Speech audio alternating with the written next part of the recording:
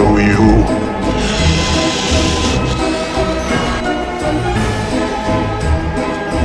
Okay. Show me.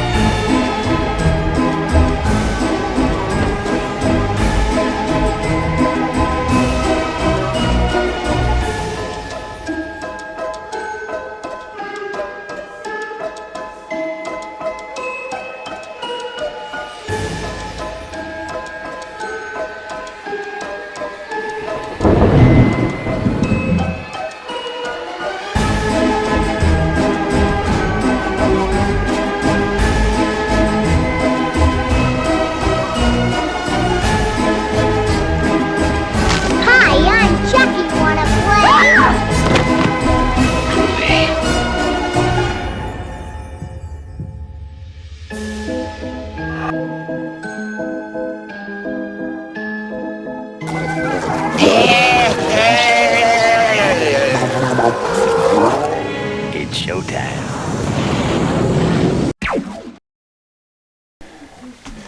All right, we are back with another D&D movie time, and we're getting even closer to Halloween. I believe Halloween should be next week at this point. So, Cora, tonight's movie. As you know, our theme is demon possession. But what happens if a demon possesses your hand? Do you know what the word iDle means?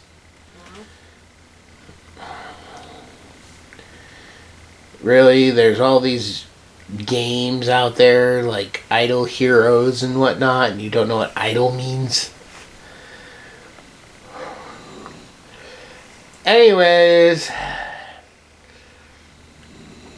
this is the story of a boy and his hand. And that's what we're watching tonight. iDle Hands. We're going to see how Cora likes this movie. When we come back, she can tell us what this movie is about. With that said, let's go ahead and give ourselves a hand. No? Alright, well then we'll just go watch the movie. See you after the movie. Bye.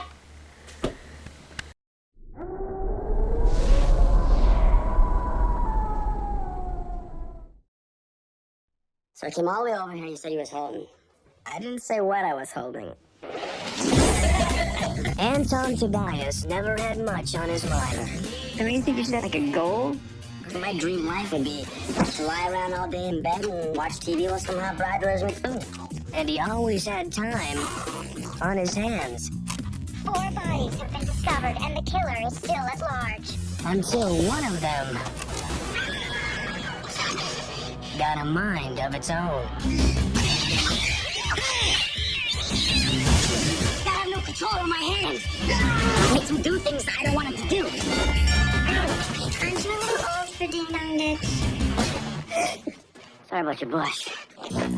Call 911. What's the number? I'm not the killer. Okay. I mean, if OJ could get off, then I'm just... I'm there. Now, his hand won't stop. I don't want to hurt you. Don't. Ew, that's disgusting. His friends won't die. Dead. Undead, actually. There was this big bright white light at the end of a long tunnel. That's what happened. You were like, forget that, man. Too far. And the only way to stop it... Idle hands, the devil's playpen. So my hands are occupied, right? is to keep it busy. Freeze! Drop the knitting needles. That's probably not a good idea. What is that? Cuff me! What the man is down your man? No, they cuff me! Columbia Pictures presents. Police have no leads, and the killer is still out there. I scream like a girl. The comedy. Airports on dollars. It's really starting to get on my nerves. That dares to give scary movies Look at me! In the face! the backhand. What are you doing, man? That's my dad. Come on. CPR, man. I saw him Baywatch. Did you lose something there, bud? iDle Hands. The touching story of a boy and his hand. For a white guy. Alright. So we just finished Idle Hands. What was this movie about, Cora? So basically, this dude's parents just die. Spoiler alert, but what? Spoiler alert. He did it. Don't worry, yes, it's spoiler alert.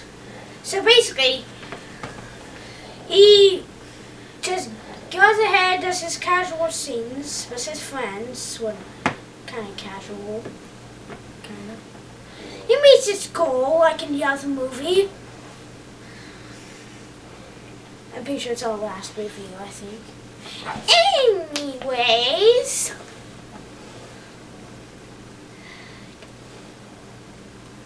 so basically he finds out their parents dead. By accidentally killing one of his friends, he finds out that he's immortal, and his hand is haunted, by the way. By a demon. By a demon. There's a reason why we watched this on Friday. Yep. It ain't just like a Monday episode, it's a Friday episode. Spooksy mooks. Anyways, he kills his other friend, clean off, get it? Clean off the head. Yep.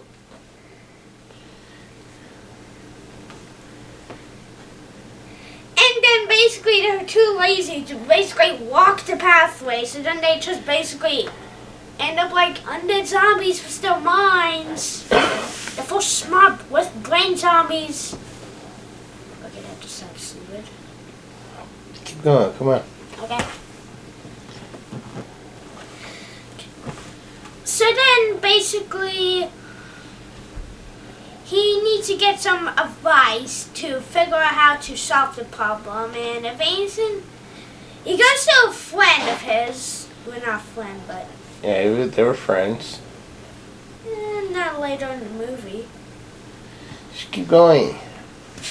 That basically, as long as he keeps his hand occupied in some way, spoiler alert, it's knitting, like your old grandma.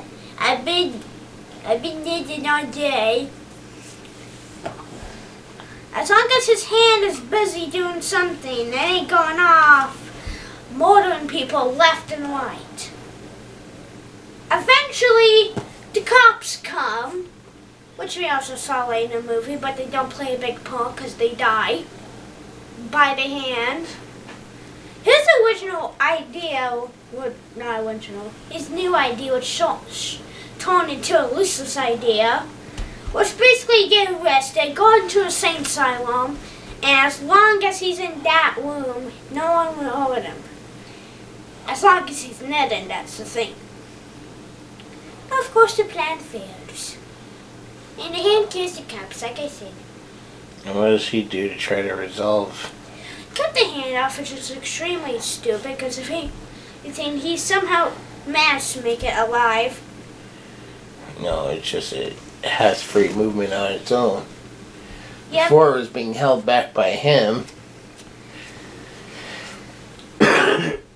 Because of his big weight, the hand can't through little vents. Later in the movie, spoiler alert. So, does he end up stopping the hand? Oh yeah, eventually. Well, And what happens when he stops the hand? Does he get the girl? yep. And then what? He almost died. So I think he literally did die. He just decided. He just took off example. And then his dead friends come back to troll him? Yeah. Basically, in the beginning of the movie, for the parents, there's like a sign from the hand and going to dock saying that I'm under the bed. And then at the end, the friend decided to put that same sign in the same way up on the roof. Yep. On front of the bed, which on top of his friend's bed. he's in a hospital bed, so of course it's going to be underneath. Because hospital beds don't need to learn an example of killers underneath beds. In the field monsters under beds. So that was Idle Hands. When we come back, we are going to go ahead and give out our final thoughts and scores. So stay tuned for that treat. Looking for something to pass the time? Need something good to read or listen to? To get you ready for Halloween. Do you like famous slashers like Jason, Freddy, Michael, or Ghostface? Do you wish there was something new and original that you could read on your phone or tablet? Or perhaps you like to grab a scary book and read by candlelight? Check out these short stories, written by Sean Connaughton. When a mildly abusive man mistreats his bride-to-be on Halloween night, his neighbors decide to teach him a lesson. A lesson he won't soon forget when he finds himself in the witch's hole. And narrated by me, Tara Klein. A Seattle detective, Scott Grimes, investigates a string of odd murders. But where this case ultimately leads him, he could never have predicted when he crosses paths with the legal murderer. And narrated by me, Brad Letson. Join the Dunn family as they make their way to a vacation home for a weekend trip. However, when the sun goes down, things seem to get just as dark inside as outside. Stay with the Dunns and see if you can make it through the mansion. Audiobook narrated by Dylan Poor. This story follows Sir Godwin as he and a small group transport a lovely princess out of a soon-to-be war zone, and as they travel they must pass through some woods. However, things grow darker and more sinister the deeper into the woods they go, and they find what some believe to only be known as the Legend of Fort Blood. Narrated for you by Angela Strauman.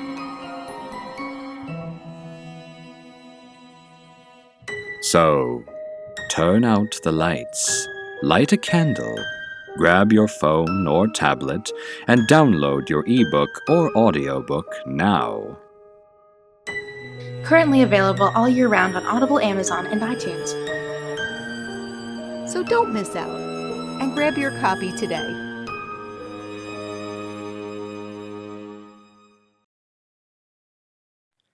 For thousands of years, the world has been protected by the Guardian of Light, or as he is more commonly known, Santa Claus. Over the centuries, factors such as fear and prejudice, greed and jealousy, misunderstandings, betrayal and war have segregated most humans from the magical world of elves, fairies, wizards, and the like. This has resulted in many misconceptions and generalizations of the true nature of Santa and his world. This 6-book series by Sean Connaughton begins as the current of a long series of guardians is murdered by a group of monstrous enemies recently escaped from an enchanted South Pole prison. These creatures are loyal to the darkness, an evil force determined to exterminate the light in order to enslave all creatures of the world. Shane Connor, an average young man, suddenly finds himself being trained as the new guardian. As he adapts to his new life among fantastic creatures, he goes on an adventurous quest with a legendary wizard for the ultimate weapon to use against the darkness, and faces murderous enemies like Rasputin, Morgana Le Fay, Krampus, and many more.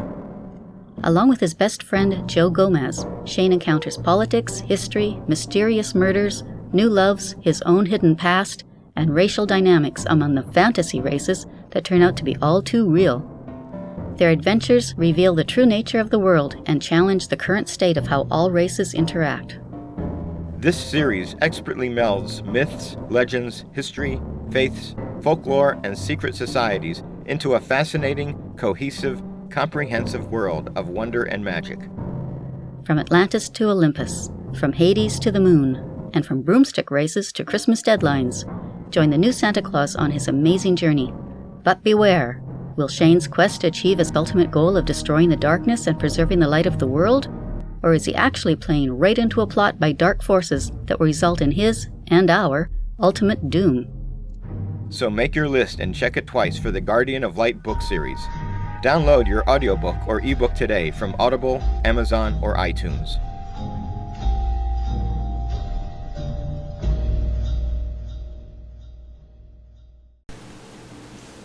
Alright, Cora, starting with you. Idle Hands, on a scale of 1 to 10. What would you give this movie? A 10 out of 10. It was pretty good. I mean, yes, there were some confusing parts. A little down, a little heel. But from that, it was pretty much okay. When I watched this, I remember a belly part. Like a line, basically, which basically explains the friends. But I sure there's only one. So the other friend was alive. Yeah. But eventually, my memory is terrible. Who is your favorite character? The main character? I just don't know why he got a real name. Yeah. Anton? Yeah, I don't care if they literally named him Bob. Anything but Anton. Or Chucky, because Chucky already exists.